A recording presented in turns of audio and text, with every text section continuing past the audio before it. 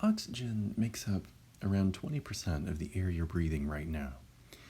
By volume, it takes up around 70% of the crust of the Earth, all the rocks in the Earth. Sand is silicon dioxide. And then around 70% of the surface of the Earth is covered by oceans, which are made of water, and so you have a bunch of oxygen there. So oxygen is an extremely common element on the surface of the Earth. And these alcohols, this first functional group that we're studying, is maybe the simplest way that an oxygen can be incorporated into a carbon chain. But because oxygen is so common on Earth, it ends up being incorporated into carbon chains a lot. And the main difference in the ways that it's incorporated has to do with the number of bonds that are to the oxygen. And that's why it was so important to get a grasp on oxidation and reduction reactions. Oxygen is an electronegative element. The more bonds you have to electronegative elements, the more oxidized the compound is. And the fewer that you have, the more reduced. Now we're talking about alcohols, and they have only one bond to oxygen. And so if we're thinking of making those, we are going to make them from molecules that have, if they already have oxygen, we're going to make them from molecules that probably have more bonds to oxygen. They can't come from, you can't have any fewer. If you had fewer, you'd have no oxygens, then you'd have to use either substitution or addition, like we discussed in a previous video. So what if you have more bonds to oxygen? Then you can make alcohols through reduction. Let's think about some specific types of molecules we can use to make these alcohols through reduction. You could use aldehydes. Aldehydes are when you have a carbon double bonded to an oxygen. That feature is called a carbonyl. Carbon double bonded to oxygen is a carbonyl. It will repeat in a lot of these. So this is a carbonyl there, bonded to a hydrogen. So the carbonyl carbon is bonded to a hydrogen. That's an aldehyde. And you can see there are 2 bonds to oxygen there, and we could reduce this to just 1 bond to oxygen to give us our alcohol.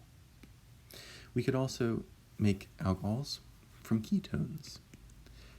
A ketone is a molecule that has the carbonyl, so carbon double bonded to oxygen, with a carbon on each side. Again, you notice that there are 2 bonds to oxygen here. We can reduce that to just 1 bond to oxygen and make an alcohol. A third type of molecule, functional group, that we can make alcohols from are carboxylic acids. A carboxylic acid is where you have the carbonyl, carbon double bonded to oxygen, with an OH, or an alcohol, on one side. Notice there are 3 bonds to oxygen there. We can reduce that to just 1 bond to oxygen and get an alcohol. And the last way that we're going to explore in this video for how to make alcohols through reduction is with a functional group called an ester. Now, an ester is where you have a carbon double bonded to oxygen, so notice how often that carbonyl motif is repeating. And on one side you have an oxygen bonded to another carbon. So that's an ester. So in each of these cases, we can reduce the number of bonds to oxygen, reduce the number of bonds to an electronegative element. We can do a reduction to create an alcohol. Now, to do that, we need a reducing agent. And there are 3 of those that you'd want to be familiar with. The first one is just hydrogen gas. The second one is something called sodium borohydride, and the third one is something called lithium aluminum hydride. Let's talk about each of these one at a time. For these reagents, you could just bubble hydrogen gas through there. Now, you need a metal catalyst, platinum, palladium, or nickel, and this is a reaction that we discussed in Organic Chemistry 1, how that works, the mechanism that works in. We talked about it in the context of alkenes, but you notice you have a pi bond here, and a similar thing can happen if instead of a carbon you have an oxygen. A similar reaction will happen. Unfortunately, oftentimes you'll have to raise the temperature or the pressure to get this to work, but if you do that, you can often get 90 to 95% yields. Now, if you're not familiar with this hydrogenation reaction, I encourage you to review the playlist for Organic Chemistry 1 that is on our class's webpage. Video page. Now that is, of the 3 ways to reduce these oxygen compounds, aldehydes, ketones, carboxylic acids, and esters, this is the least common although it will work, it's the least common because it is not as selective as the other ones. Because in addition to reducing these oxygen compounds, it will also reduce double bonds. So for example, if you had something like this, and you treat that with hydrogen gas and say platinum, it would end up reducing both the aldehyde, this aldehyde, to give you an alcohol, but it will also reduce the alkene to give you an alkane. So because it's not selective, you don't have as much control when you use this, and so it's not used as commonly. So much more common are these next two. So let's discuss these. These will really be with us for the rest of organic too. The first one is sodium borohydride. And to understand why this works the way it does, I think it's really useful to see the structure for this. You have boron in the middle, and you have 4 hydrogens bonded to it. Now, you don't think of hydrogen as a very electronegative element, but boron is a metal, and metals have low electronegativity. So this is a trick that we're going to see often. When you want to give a negative charge to an atom that isn't very electronegative, bond it to a metal. The metal has such low electronegativity that it will give its electron density away and become slightly positive, and whatever it's bonded to will become slightly negative. So each of these hydrogens becomes slightly negative, and therefore it can act as a nucleophile. Now this whole thing, when you add up all the charges together, has a negative charge, and the sodium here is there to balance that negative charge, so it has the full positive charge there. And so what we have are hydrogen nucleophiles. Okay, so when we think about what happens when that comes into contact with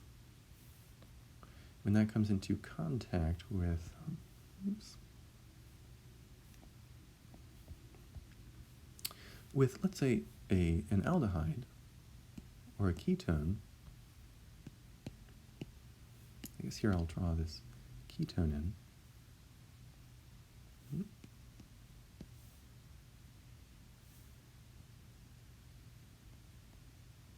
This is acetone, by the way. It's the smallest possible ketone. You might use it as nail polish remover.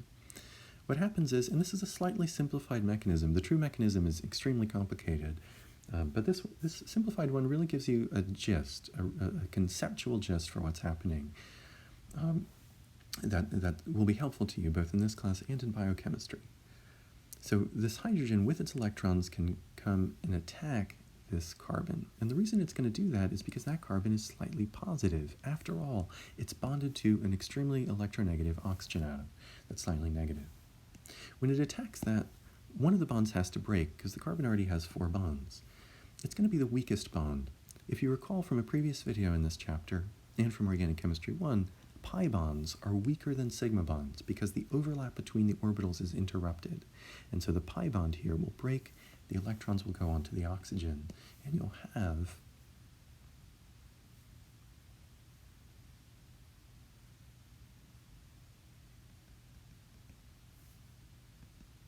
that had 2 lone pairs originally. You'll have an oxygen with a full negative charge after it's accepted these electrons, and you will have the hydrogen that came in as a nucleophile. Now notice that hydrogen normally won't be drawn because it's a skeletal structure, so it'll be implied. Also notice that this oxygen is not stable yet, and so oftentimes you will add to this solution, this mixture, you will add a solvent that can provide hydrogens.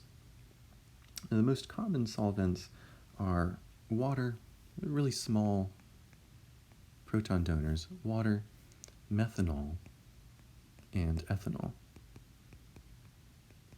So water looks like this. Methanol is where you replace just one of those hydrogens with a methyl group, and ethanol is where you replace one of the hydrogens with an ethyl group. So these can all act as sources of hydrogens. For example, this negative oxygen can steal that slightly positive hydrogen. That hydrogen is slightly positive because it's bonded to an oxygen. The oxygen is much more electronegative, and the electrons would snap back onto the oxygen, the most electronegative place nearby, and you would have your product.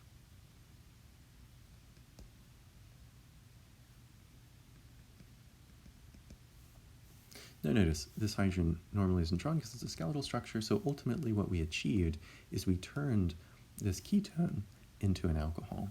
So that's the sort of mechanism behind that reduction by sodium borohydride.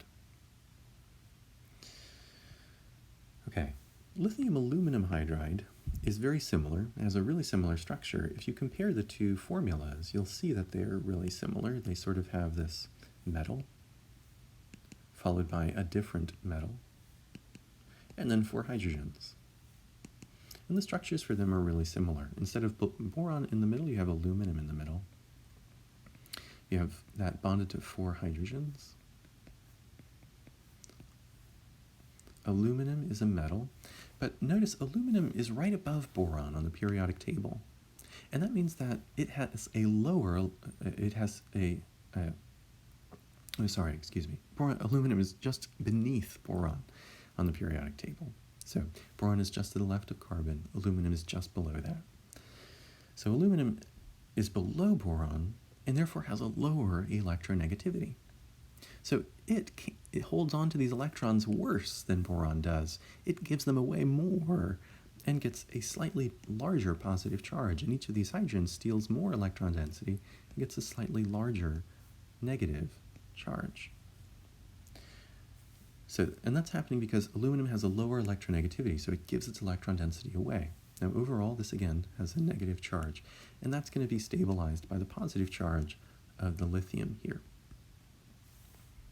Because of the difference in electronegativity between boron and aluminum, the hydrogens in lithium aluminum hydride have a larger negative charge than the hydrogens in sodium borohydride.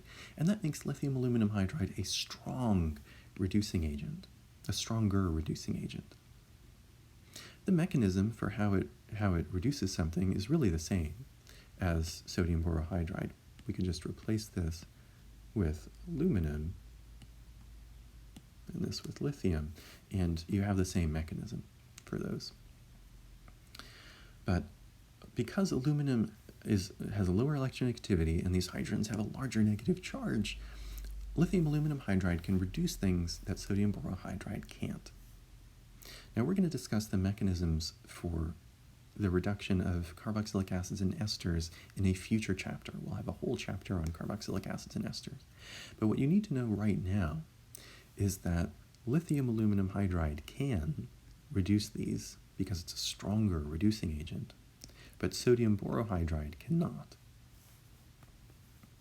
So sodium borohydride can reduce aldehydes and ketones, but it cannot reduce carboxylic acids and esters. Of course, lithium aluminum hydride can reduce anything because it's such a strong reducing agent. Now I'm putting the reducing agents here, but remember, after the reducing agent attacks, you have this unstable species, and so you have to add some sort of a proton source. In the case of sodium borohydride, you can mix that in with the sodium borohydride because the sodium borohydride is so weak that it won't really react with the water. But in the case of lithium aluminum hydride, you cannot mix it in because lithium aluminum hydride would react with the water, so you have to do it as a separate step. First, you react the lithium aluminum hydride with your compound, and only after that's done do you add the water. So these numbers here at the beginning are crucial. And it's important to always remember to add that proton source in order to make a stable alcohol. Okay. So we'll apply these concepts, these ideas in this next exercise, exercise 1312. We'll build on this discussion, but I wanted to provide a sort of conceptual background for how this fits in to organic chemistry. why oxygen appears so often, and here we're organizing those reactions of oxygen and carbon compounds in terms of oxidation and reduction, the number of bonds to oxygen. Here we're exploring reducing agents, and especially the two most common ones, sodium borohydride, the weaker reducing agent, and lithium aluminum hydride, the stronger reducing agent.